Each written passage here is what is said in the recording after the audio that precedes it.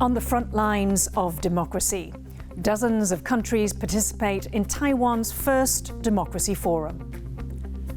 Spotlight on domestic abuse. Investigations are underway in the case involving a high-profile Taiwan lawmaker. On the right side of history, the Women's Tennis Association suspends all its tournaments in China due to concerns over star player Peng Shuai. 这边是再见三阵比赛结束了。 Worth the wait. After 11 years, the brothers finally take back Taiwan's baseball championship crown.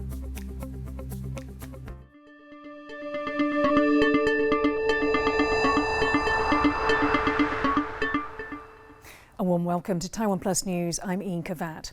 President Tsai Ing-wen has said Taiwan stands on the front line of democracy as the Open Parliament Forum gets underway in Taipei. Delegates from the three Baltic states, Belize and Mexico are attending the Democracy Conference in person, with parliamentarians from other countries, including Japan and the UK, taking part online. Discussions at the forum will focus on how to improve democratic processes in a post-pandemic world. Well wishes for the event were sent from U.S. House Speaker Nancy Pelosi, former Japanese Prime Minister Shinzo Abe, and the UK's Speaker of the House of Commons, Lindsay Hoyle. 面对国际情势快速变化，威权主义持续扩张，我相信我们的目标就是打造坚实的民主阵营，共同强化民主的韧性。 TaiwanPlus reporter James Cheif spoke to Lithuanian MP Majas Matijošaitis to find out the Lithuanian delegation's approach to this forum.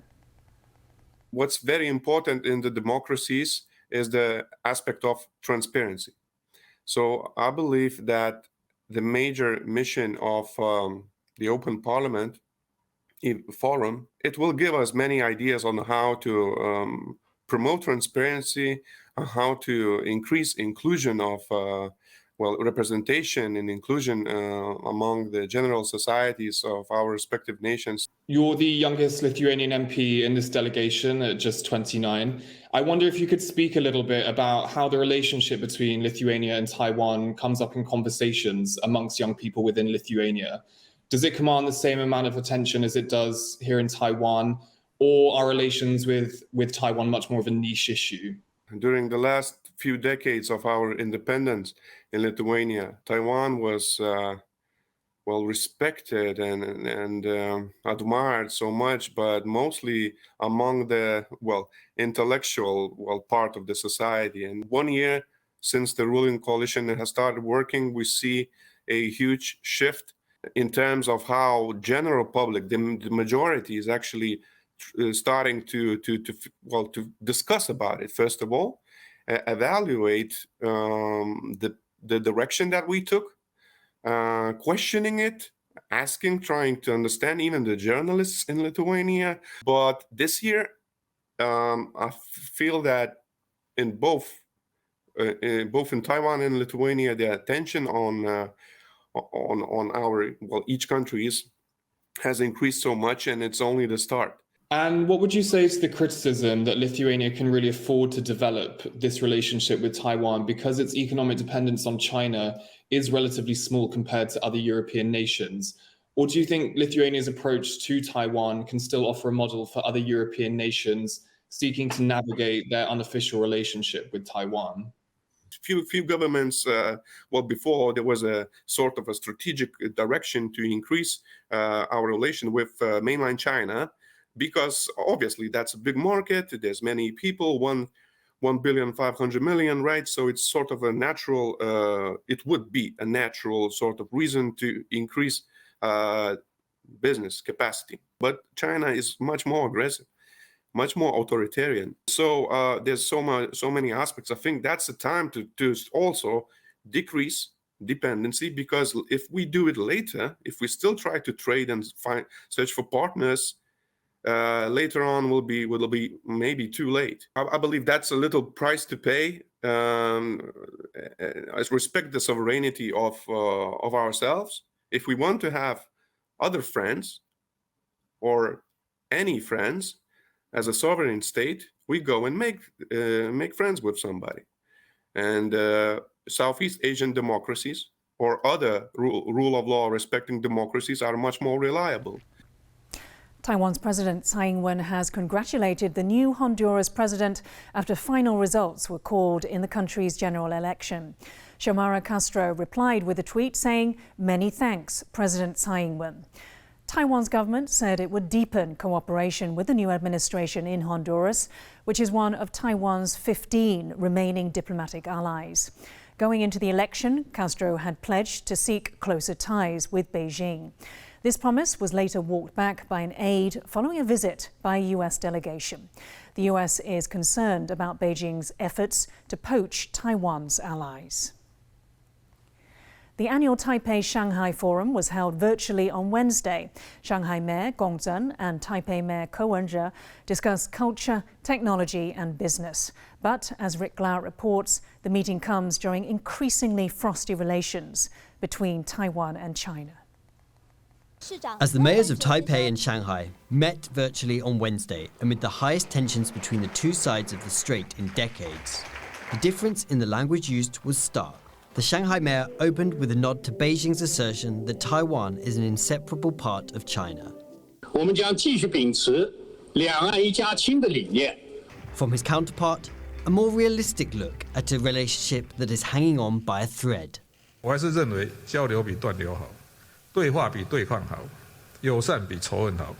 Beijing cut all official exchange between the two governments after President Tsai Ing-wen came to power in 2016, and has recently upped action against the president and her ruling party, which Beijing says is guilty of separatism. But hundreds of thousands of Taiwanese still study, work and live in China. And economic and business ties between the two countries remain strong. People do not care about the political conflicts and these kind of tensions, but they just want to complete their studies or they just want to enjoy their works and their lives. But because of the political tensions, it is very difficult for them. Beijing stopped most Chinese tourists from visiting Taiwan since 2019, and many of the cultural exchanges that remained have been halted by the pandemic. But recent moves from Beijing, including military threats, a blacklist of so-called Taiwan successionists, and a heavy fine against a Taiwanese conglomerate, threaten the last link between the two countries. It is very difficult for Taiwan to cut off all of the ties, economic ties and business ties with China. But the political risk is getting higher and higher because China is is becoming more ambitious on Taiwan. After 90 minutes of talks, the two cities agreed to cooperate on zoos, science and culture.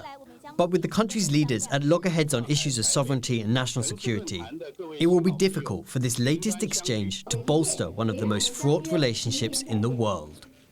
Klein Wang and Rick Glauert for TaiwanPlus. Following revelations from a high-profile legislator for the ruling Democratic Progressive Party, the spotlight has turned to domestic abuse in Taiwan. Gao Jiayu was allegedly assaulted by her boyfriend, who has now been detained by police. An investigation is underway. TaiwanPlus reporter Pichi Zhuang has the story. With a visible wound on her neck, legislator Gao Jiayu faces the cameras. 我知道受害者不是只有我一个人，很多他曾经交往过的女朋友都用类似的手法跟这个方式去恐吓胁迫。 A court decided on Wednesday to keep Gao's boyfriend Lin Bingshu in detention following police questioning. He is under investigation accused of 7 criminal offenses, including holding Gao against her will, trying to distribute obscene materials, assault, and threatening behavior. Lin wore ankle shackles as he was escorted to the district prosecutor's office from the police station. 我祝福他，祝福他，祝福下去。他是还是在一起过，他是很有没有私密照？有啊，我讲过啦。当然有啊，也有他帮我拍的啊，都有啊。也有他长进的很多啊，当然有啊。 Many people in Taiwan have been shocked by the fact that Gao, a woman in a powerful position, was powerless in the face of abusive and controlling behavior. Beyond the physical violence, Gao says Lin took intimate recordings of her without her consent. 那他也跟我说，他不只是我，所有跟他讲话的人、政治人物等等，他都有录音，然后随时有在整理这些档案，所以这才是让我觉得最害怕的地方。Gao has blamed herself for getting involved with someone she did not know well enough, but experts say the fault lies solely with the abuser. 这件事情，错绝对不在他，错是在这个行为人。性私密影像呢，他有被窃录下来的话，这个是加重强制性交罪的这个要件之一。我们是不是需要有一个专法，就是让这个被害人呢，他的影片还没有散播出去之前，是可以及时的来把他打住。Taipei's National Zhengzhi University, where Lin is enrolled as a doctoral student, released a statement on Wednesday denouncing Lin's alleged behavior. They say that if the allegations are proven, he will be expelled. It's led universities around the country to announce new codes of conduct for students governing domestic violence. Activists say that not enough is being done to raise awareness of the issue with young men. Gao's high profile means her case has received national awareness. With further details sure to emerge over the coming days, this incident can spark a wider reflection on the issue of domestic violence in Taiwan. Alex Chen and P.G. Zhuang for TaiwanPlus. The Women's Tennis Association has announced that it will be suspending all of its future tournaments in China due to ongoing concerns over the safety of Chinese tennis star Peng Shuai. As Ryan Ho-Kirkpatrick reports, the decision has been applauded by top players around the world. A month to the day since tennis star Peng Shuai posted an allegation of sexual assault against a top Chinese government official, the Women's Tennis Association has made good on a pledge they made when Peng was subsequently disappeared. The governing body announced it is suspending events in China and Hong Kong because authorities had not proved that Peng is free and able to speak without interference or intimidation, and have failed to investigate her claims openly. The decisive move won applause from fellow athletes and politicians. Some compared it favorably against the International Olympic Committee's lukewarm reaction to a scandal that has set the tennis world ablaze. After a volley of pictures and videos from state media attempting to show Peng living normally within China, a 30-minute video call was arranged with IOC President Thomas Bach. The contents of the call were not made public, but the IOC said it was satisfied that Peng was doing fine and appeared to be relaxed. Zhang Gaoli, the former vice premier of China whom Peng accused of sexual assault, was a key figure in helping Beijing secure the Olympic Winter Games next year. For activists campaigning for a boycott of the Beijing Winter Games, the WTA's strong stance is a baseline for other sporting groups to follow. I think it set a very good example for these sports organizations to look at their operation and think what they can do for athletes. Peng Shuai's case is not just about, sexual assault. It's also about so many more people who are being silenced or being oppressed by the Chinese government simply by speaking the truth.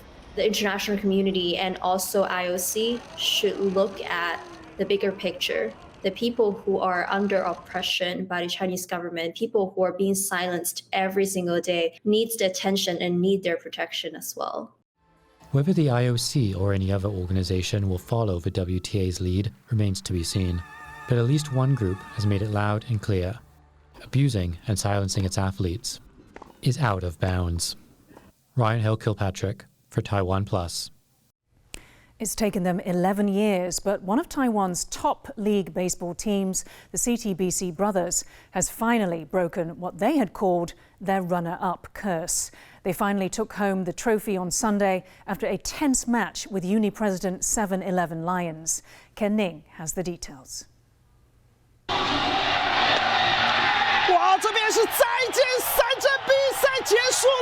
An eruption of excitement from the commentators and the crowds, and a long-awaited victory for a premier team in Taiwanese baseball. The CTBC Brothers clinching the Chinese Professional Baseball League Championship after 11 years. It was a magical championship for the team. They swept this year's best-of-7 Taiwan series, finally capping Game 4 with a 5-0 victory against the Uni President Lions. They have been chasing the series' top spot for 7 out of the past 11 years they lost in the final round. 不成问题，又拿下了1分。第9棒的岳振华。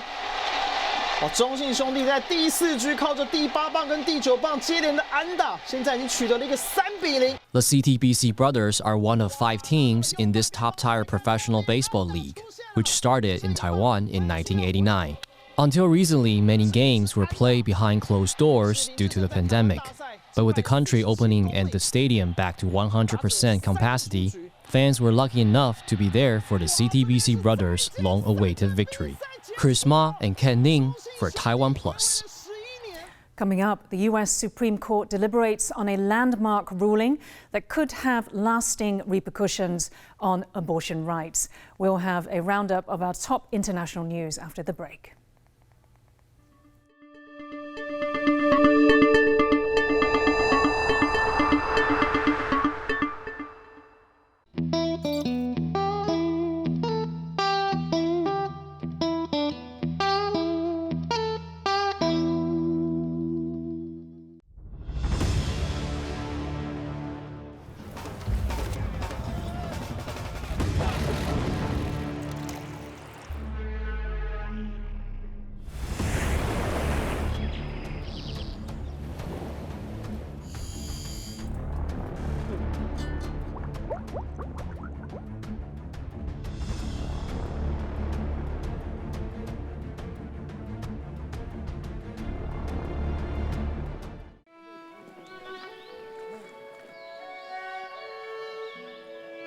今天台湾人要了解的是，我们跟这片土地关系里面，它是跟你的生命的根源息息相关。像这个红冠、扁柏等等，他们都是台湾的神明。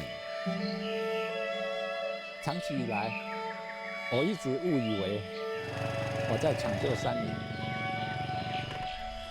直到最近10年来，我才了解，我从来没有抢救山林。而是山林从来在抢救我们。我们的地球46亿年来，我们就是它的一部分，它就是我们共同的灵魂，流传在我的血液中，也流动在树叶当中。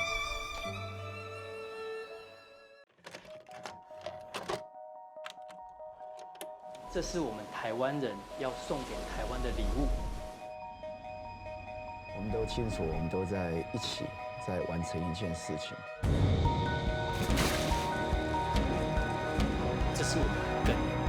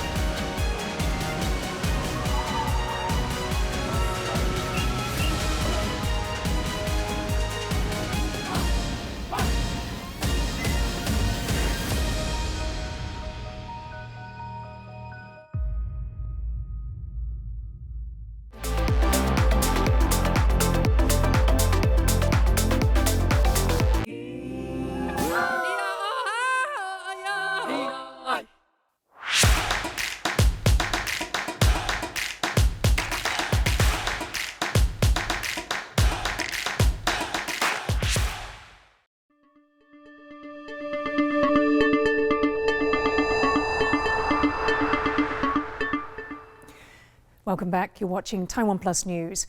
Here's now a look at some of the news making the headlines around the world. South Korean and U.S. defense chiefs met in Seoul on Thursday for annual talks on how to bolster the country's decades-long military alliance.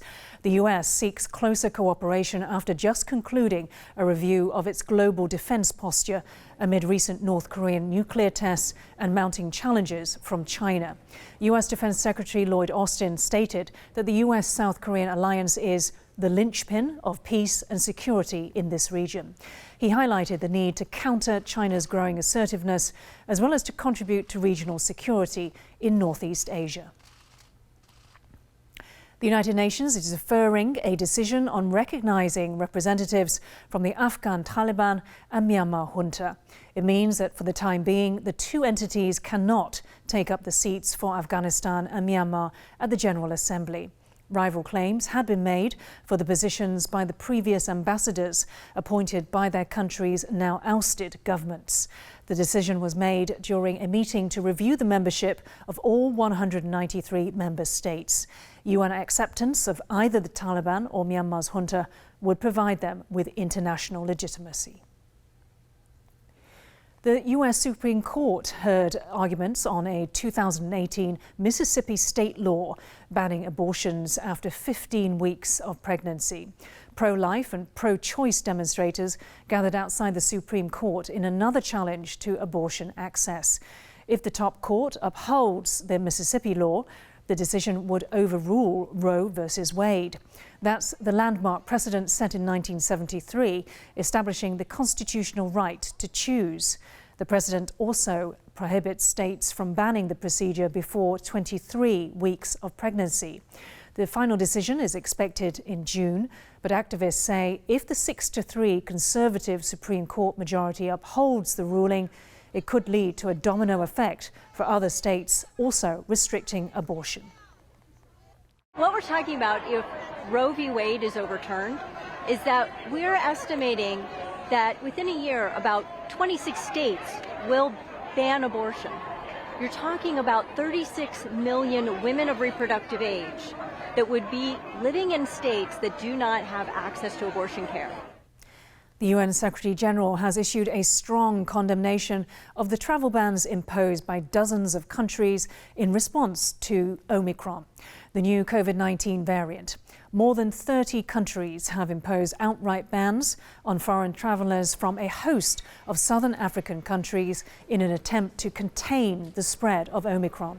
The variant has already been detected in 24 countries, including the US, UK, Japan, Australia, Hong Kong and the EU.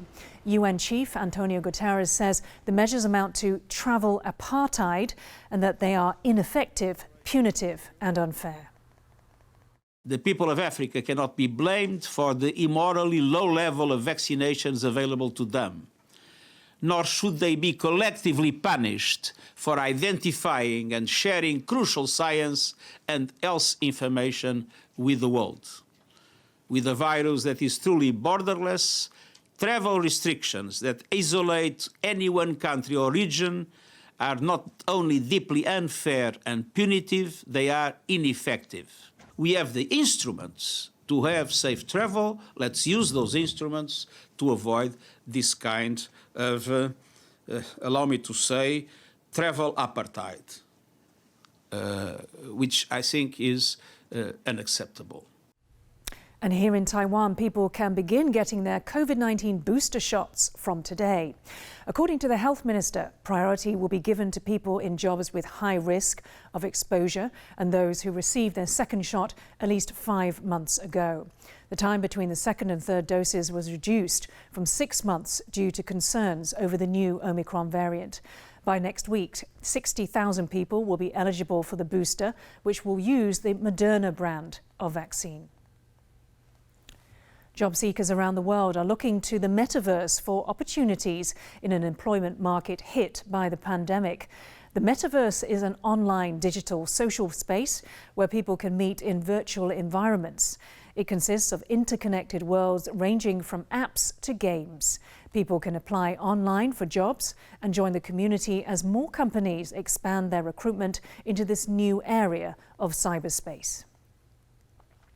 But there are those who prefer personal and physical interactions, which is why one animal shelter has come up with a cosmic concept on how best to choose a pet. The Los Angeles-based animal shelter found a novel way to help those looking to adopt a furry friend by using star signs.